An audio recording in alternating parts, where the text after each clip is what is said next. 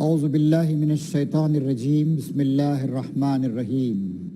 قرآن مجید کی توضیح اور تشریح کے اس پروگرام نور قرآن، قرآن کی روشنی میں شرکت کرنے والے محترم بھائیوں اور دنیا بھر میں اس پروگرام سے استفادہ کرنے والے بھائیوں اور بہنوں، السلام علیکم ورحمۃ اللہ وبرکاتہ۔ سورہ النساء ان تعلیمات پر مشتمل ہے جو مدینہ منورہ میں اسلامی سوسائٹی کو منظم کرنے کے لیے، اسلامی حکومت کو مضبوط کرنے کے لیے اور امت مسلمہ کو اس بڑے کام کے لیے تیار کرنے کے لیے نازل ہوئی تھیں کہ یہ امت ایک مثالی اور آئیڈیل امت بنے اور دنیا بھر کے سامنے اللہ تعالیٰ کے دین کی گواہی قولی طور پر بھی دے اور عملی طور پر بھی دے۔ آج ہم آگے بڑھ رہے ہیں آیت نمبر 135 سے۔ بڑی اہم آیت ہے، غور سے سماعت فرمائیں۔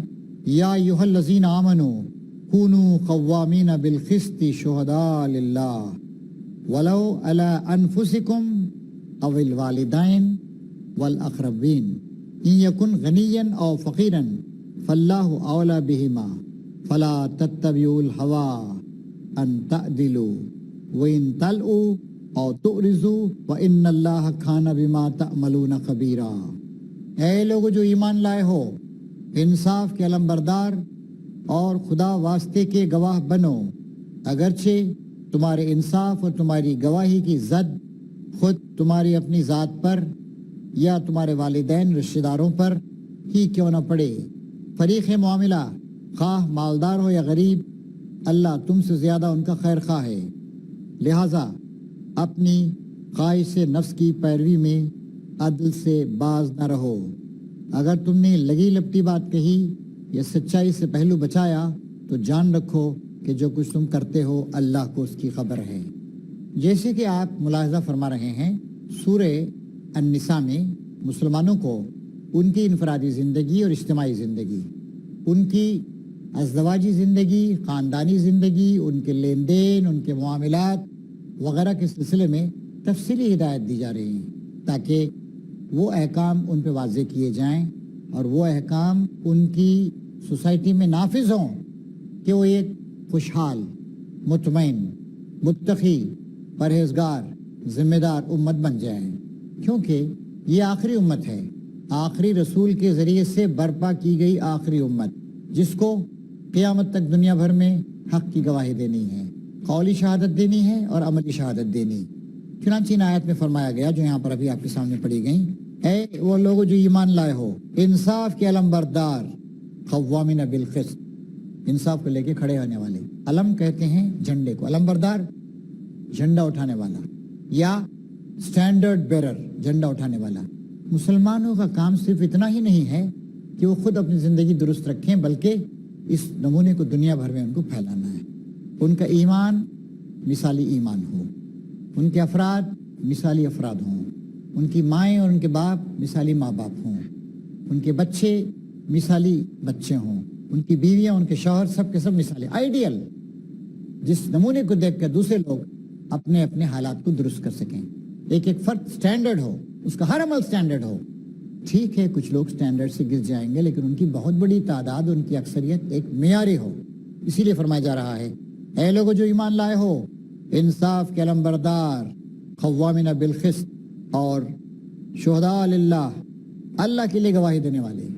پھر فرمایا جا رہا ہے چاہے تمہارے انصاف اور تمہاری گواہی کی زد خود تمہاری اپنی ذات پہ پڑے، اگر تم نے معیار سے کم کوئی کام کیا تو بتاؤ کہ بھئی یہ معیاری کام نہیں، میری غلطی ہے، میری کمزوری، ورنہ اسلام کا معیار یہ ہے، اللہ کے احکام یہ ہیں، رسول کے احکام یہ ہیں۔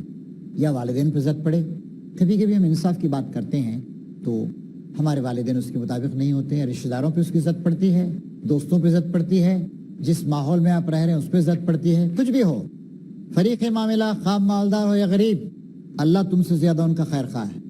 ایک غریب پر رحم کھا کر آپ انصاف سے ہٹ کے کوئی بات کریں، ایک مالدار پر رحم کھا کر آپ انصاف سے ہٹ کے کوئی بات کریں، جائز نہیں، بے لاگ ہونا چاہیے۔ چنانچہ دیکھیے امپلیمنٹیشن آف لا کا معاملہ ہے، قانون کے نفاذ کا معاملہ۔ فرمایا ہمارے محدثین نے نبی کریم صلی اللہ علیہ وسلم بہت نرم تھے، بہت زیادہ عفو درگزر سے کام لیتے تھے، اپنے ذاتی معاملے میں آپ نے کسی سے کبھی انتقام نہیں لیا، لیکن انصاف کا معاملہ ہو، قانون کا معاملہ ہو، اللہ تعالیٰ کے قانون کو توڑنے کا معاملہ ہو، تب آپ نے کسی کے ساتھ کوئی رعایت نہیں کی۔ مثال کے طور پر آخری دور میں چوری کی سزا نافذ کی گئی، مرد ہو یا عورت چوری کرے تو اسے سزا دی جائے گی۔ چنانچہ بنی مخزوم کی ایک عورت، فتح مکہ کے بعد کا واقعہ ہے، اس نے چوری کی، ثبوت فراہم ہو گیا، حکم دیا گیا کہ اس کا ہاتھ کاٹ دیا جائے گا۔ اب لوگوں کو بڑی تشویش ہوئی، بھائی تو بہت اونچے خاندان کی عورت ہے، اس کا ہاتھ کاٹیں گے تو خاندان اور قبیلے کی ناک کٹ جائے گی، بڑی بدنامی ہوگی، زندگی بھر وہ اپنے اس ہاتھ کو لے چھپائے چھپائے پھرے گی اور بدنامی ہوگی قبیلے کی۔ اور آدمی خود سے زیادہ اپنے خاندان، اپنے قبیلے، اپنی برادری، اپنے وطن وغیرہ کی عزت اور ناموس اور ڈگنیٹی کا زیادہ خیال رکھتا ہے۔ چنانچہ کیا کیا جائے؟ فیصلہ نافذ ہوگا۔ نبی کریم صلی اللہ علیہ وسلم کے پاس سفارش کرائی گئی، اسامہ بن زید حضور صلی اللہ علیہ وسلم کے منہ بولے بیٹے تھے، کم عمری سے آپ کے ہاں پلے تھے، اور اسامہ ان کے بیٹے تھے، اور اسامہ سے حضور بڑی محبت کرتے تھے، بہت پیار کرتے تھے ان سے۔ اور یہ بات بھی نظر میں رہے کہ حضرت اسامہ حضور کو اتنے عزیز تھے، مکہ جب فتح ہوا اور نبی کریم صلی اللہ علیہ وسلم اونٹ پہ سوار ہو کے تشریف لائے، آپ کے ساتھ، آپ کی پیٹھ پیچھے، آپ کی اونٹنی پر سیدنا ابوبکر صدیق یا حضرت عمر جیسی شخصیت نہیں، حضرت اسامہ بن زید جیسی شخصیت بیٹھی ہوئی تھی۔ تو لوگوں نے کہا کہ بھئی اسامہ سے حضور بہت پیار کرتے ہیں، اسامہ بن زید ان کے ذریعے سے سفارش کرائی جائے۔ ڈرتے ڈرتے سفارش کیوں؟ یا رسول اللہ، بڑے اونچے خاندان کی عورت ہے بیچاری، ہو گئی غلطی، معاف کر دیجیے۔ نبی کریم صلی اللہ علیہ وسلم کا چہرہ سرخ ہو گیا، لیکن نہیں، کہا کہ تم سے پہلے کی ملتیں اس لیے برباد ہو گئیں کہ ان کے ہاں کوئی بڑا آدمی جرم کرتا تو اسے نظر انداز کرتے، چھوڑ دیتے، معمولی سزا دیتی تھی۔ چھوٹا آدمی، غریب آدمی، بے حیثیت آدمی، بے سہارا آدمی جرم کرتا، سزا دیتے۔ یہ نہیں ہو سکتا اسلام میں، اسلام کا معیار سب کے لیے ایک ہے، یہ آئیڈیل امت ہے۔ آپ کو چہرہ کہا کہ تم اسلام کے معاملے میں، اللہ کے قانون کے معاملے میں سے سفارش کرتے ہو۔ تو اس سے بات معلوم ہوتی ہے اس ملت کے ہر فرد کو سٹینڈرڈ بننا ہے، اس ملت کے ہر فرد کو دنیا کے لیے مثالی نمونہ بننا ہے۔ فریق معاملہ خواہ مالدار ہو یا غریب، اللہ تم سے زیادہ ان کا خیر خواہ ہے۔ اللہ تعالیٰ کا قانون بے لاگ، تم کسی کی محبت میں اس کے ساتھ رعایت کرنا چاہتے ہو، اللہ زیادہ خیر خواہ ہے تمہارے مقابلے میں، لہٰذا اپنی خواہش نفس کی پیروی میں عدل سے باز نہ رہو۔ یہ تمہاری خواہش نفس ہے۔ نفس کے معنی بھی ہم نے بہت محدود کر لیے۔ نفس کے معنی کچھ خواہشات، کچھ جنسی خواہشات، نفس کے معنی ہوتے ہیں شخصیت، انسان، انگلش میں اسے سیلف کہتے ہیں، شخصیت، پرسنالٹی۔ خواہشات نفس، جو خواہشات آپ کے دل میں پیدا ہو رہی ہیں، اچھی بھی ہو سکتی ہیں، بری بھی ہو سکتی ہیں، اور یہ خواہش کہ بھائی میں اس کے ساتھ رعایت کروں، اپنے خاندان کے ساتھ رعایت کروں، یہ خواہش نفس ہے، بگڑی ہوئی خواہشات نفس۔ اچھی خواہشات نفس، میں دنیا میں باعزت ہونا چاہتا ہوں، اچھی بات ہے، میں زیادہ سے زیادہ خدمت کرنا چاہتا ہوں، اچھی بات ہے، میں چاہتا ہوں کہ میری اچھی عزت، اچھا نام میرے بعد بھی برقرار رہے، یہ اچھی خواہش نفس ہے۔ تو خواہشات نفس جو ہے نگیٹیو اور خراب خواہشات کے لیے عموماً استعمال کرتے ہیں۔ تو خواہش نفس کی پیروی میں عدل سے باز نہ رہو، اور اگر تم نے لگی لپٹی بات کہی یا سچائی سے پہلو بچایا تو جان رکھو کہ جو کچھ تم کرتے رہے ہو اللہ کو اس کی خبر ہے۔ دنیا کی عدالتوں میں بھی عموماً یہ لفظ کوئی مقدس کتاب پہ ہاتھ رکھوایا جاتا ہے، کہا جاتا ہے I will tell the truth and the whole truth and nothing other than truth۔ میں وعدہ کرتا ہوں کہ میں سچی بات کہوں گا، مکمل سچ کہوں گا، سچ کے علاوہ کچھ نہیں کہوں گا۔ سچ میں اگر آدھا سچ کہا جائے، آدھا سچ جو ہے جھوٹ ہوتا ہے۔ یہاں کہا جا رہا ہے کہ لگی لپٹی بات نہیں ہونی، کلیئر بات ہونی چاہیے۔ یہ سچائی سے تم نے پہلو بچایا تو جان رکھو کہ جو کچھ تم کرتے ہو اللہ کو اس کی خبر ہے۔ ارشاد فرمایا جا رہا ہے اے لوگو جو ایمان لائے ہو، ایمان لاؤ اللہ پر، اس کے رسول پر۔ کیا مانے؟ ہم تو ایمان لا چکے ہیں۔ ایمان دو طرح کا ہوتا ہے، ایک ہم نے مان لیا، ہم نے جان لیا، ہم نے اقرار کر لیا، دوسرے ہم نے اس کے تقاضوں پر عمل کرنا شروع کیا۔ کچھ لوگ صرف کچھ باتوں کو مان کر چپ رہ جاتے ہیں، ان لوگوں سے کہا جا رہا ہے کہ اے ایمان لانے والو ایمان لاؤ، عملاً اس کام پر تم عمل کرو۔ صرف کچھ باتوں کو مان لینے سے تمہارا ایمان مکمل نہیں ہوا ہے۔ حاضرین، اس وقت ایک بریک کا وقت ہے، ہمیں اجازت دیجیے کہ ایک بریک لیں اور جو باتیں آپ کے سامنے عرض کی گئی ہیں ان پہ غور کرتے رہیے۔ انشاءاللہ بریک کے بعد دوبارہ ہم گفتگو جاری رکھیں گے۔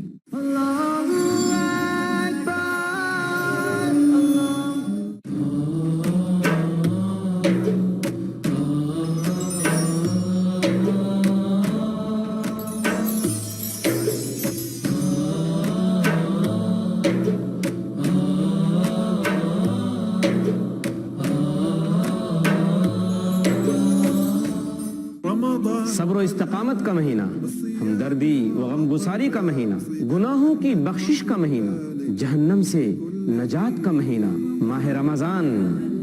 شیخ فیض الرحمان۔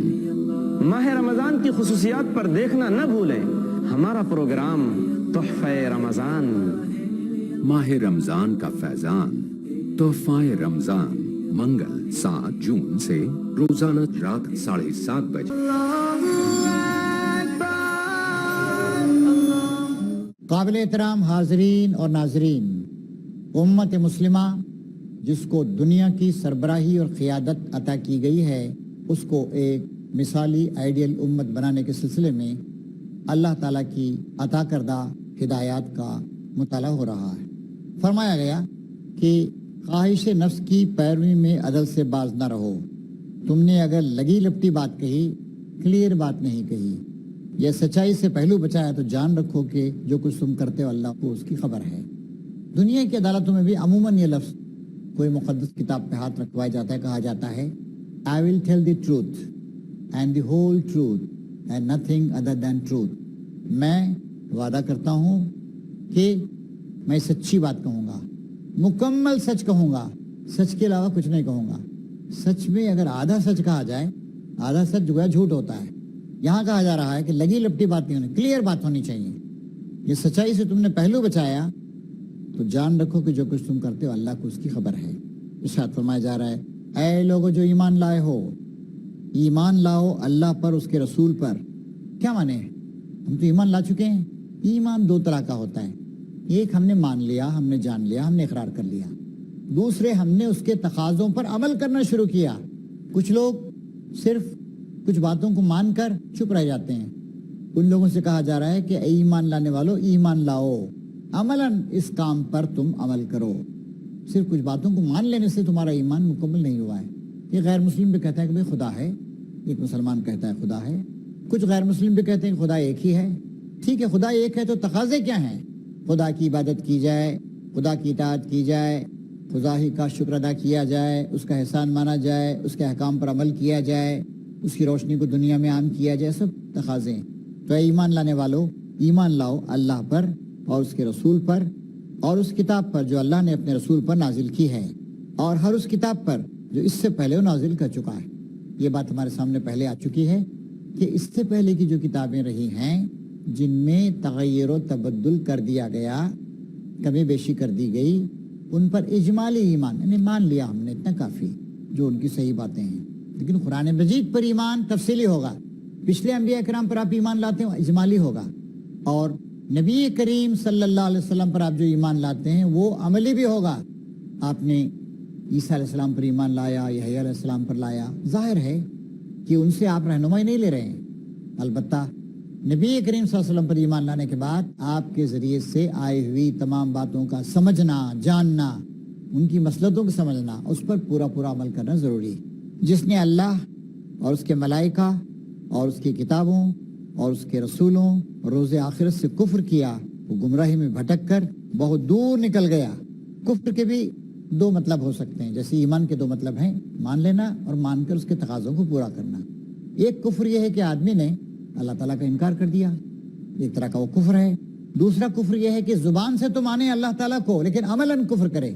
زبان سے مانے کہ اللہ ہی میرا معبود ہے لیکن اوروں کے آستانوں پہ بھی سر جھکاتا رہے. زبان سے مانے کہ اللہ تعالیٰ ہی حاکم ہے لیکن اور لوگوں کی حکومت کو بھی تسلیم کرتا رہے. زبان سے مان لے کہ قانون دینے والا اللہ تعالیٰ ہی ہے لیکن اوروں کے قانون کو بھی اہمیت دیتا رہے. تو یہ کفر ہے. تو یہاں فرمایا جا رہا ہے کہ جس نے اللہ، اس کے ملائکہ، اس کی کتابوں، اس کے رسولوں، روز آخرت سے کفر کیا، مان کر بھی نہیں مانے تو کفر ہے. خدا کو مان لیا لیکن عملاً کفر کر رہا ہے. وہ گمراہی میں بھٹک کر بہت دور نکل گیا. وہ لوگ جو ایمان لائے، پھر کفر کیا، پھر ایمان لائے، پھر کفر کیا، پھر اپنے کفر میں بڑھتے چلے گئے. کفر میں بڑھنا بہت سخت ہو گیا، یا اوروں کے درمیان بھی کفر کو پھیلانے لگا، یا اسلام کی بہت زیادہ شدید مخالفت شدید سے شدید تر کرنے لگا. مختلف درجے ہوتے ہیں اس کے. اللہ ہرگز ان لوگوں کو معاف نہ کرے گا اور کبھی ان کو راہ راست نہ دکھائے گا. واللہ یدعو الی دار السلام. اللہ تعالیٰ دعوت دیتا ہے، بلاتا ہے سلامتی کے گھر جنت کی طرف. اللہ تعالیٰ دنیا اور آخرت کی بھلائی کا وعدہ کرتا ہے. لیکن اگر کوئی ایک ایسا شخص ہے جو مان لے لیکن عمل نہیں کرے تو ظاہر ہے کہ اللہ تعالیٰ ایسے لوگوں کو راہ راست نہیں دکھائے گا. بتایا جا رہا ہے کہ وہ لوگ ایمان لانے کے بعد کفر کیا، پھر ایمان لائے، پھر کفر کیا، پھر بڑھتے چلے گئے. انہیں فائدوں کی متلاشی. اسلام میں فائدے ہیں، مان لیا. اسلام کے ان احکام میں فائدہ ہے، مان لیا. لیکن کچھ آزمائشائی نقصان ہوا، چھوڑ دیا. اسے کہتے ہیں میٹھا میٹھا حق، کڑوا کڑوا تھو. میٹھی میٹھی باتوں کو کھا لیا، کڑوی چیزوں کو چھوڑ دیا. تو اسلام میں جب آدمی آئے تو ادخلوا فی السلم کافہ، اسلام میں پورے طور سے داخل ہو جاؤ. یہ مسلمانہ اور ایمان کا رویہ ہے. اور کچھ ادھر، آدھے ادھر آدھے ادھر، یہ منافقانہ رویہ ہے. اور جو منافق اہل ایمان کو چھوڑ کر کافروں کو اپنا رفیق بناتے ہیں، انہیں مژدہ سنا دو، خوشخبری سنا دو کہ ان کے لیے دردناک سزا تیار ہے. اس سے پہلے ہمارے سامنے ذکر آ چکا ہے کہ اللہ کے رسول کی طرف سے عام منادی کر دی گئی تھی کہ اب اسلامی اسٹیٹ قائم ہو چکا ہے، اسلامی سوسائٹی پروان چڑھ رہی ہے. اسلام پر پورے طور سے عمل کرنے کے لیے تم کو مدینہ آ جانا چاہیے. لیکن کچھ لوگ مصلحتوں کی وجہ سے، مفادات کی وجہ سے نہیں آ رہے تھے اور وہ نیم کافرانہ اور نیم مسلمانہ زندگی گزار رہے تھے. بلکہ وہ لوگ کبھی کبھی جنگ میں بھی شریک ہو جاتے تھے آ کر اسلام کے خلاف. تو یہ تو بہت غلط بات ہے. تو بتایا جا رہا ہے کہ جو منافق اہل ایمان کو چھوڑ کر کافروں کو اپنا رفیق بناتے ہیں، انہیں یہ خوشخبری دے دو کہ ان کے لیے دردناک سزا تیار ہے. کیا یہ لوگ عزت کی طلب میں ان کے پاس جاتے ہیں؟ عزت کے معنی اردو میں محدود ہوتے ہیں، ریسپیکٹ، احترام. لیکن عزت کے معنی اگر آپ عربی لغت کو دیکھیں تو اس کا مفہوم ہے کسی شخص کو ایسی بلند اور محفوظ حیثیت حاصل ہو جائے کہ کوئی اس کا کچھ بگاڑ نہ سکے. انچیلنجبل اتھارٹی، انچیلنجبل پاور ایک آدمی کو حاصل ہو جائے. فرما رہا ہے اللہ تعالیٰ، کیا یہ لوگ عزت کی طلب میں ان کے پاس جاتے ہیں، کافروں کے پاس، مشرکوں کے پاس؟ حالانکہ عزت تو ساری کی ساری اللہ ہی کے لیے ہے. اللہ اس کتاب میں تم کو پہلے ہی حکم دے چکا ہے کہ جہاں تم سنو کہ اللہ کی آیات کے خلاف کفر بکا جا رہا ہے اور ان کا مذاق اڑایا جا رہا ہے، وہاں نہ بیٹھو جب تک کہ لوگ کسی دوسری بات میں نہ لگ جائیں.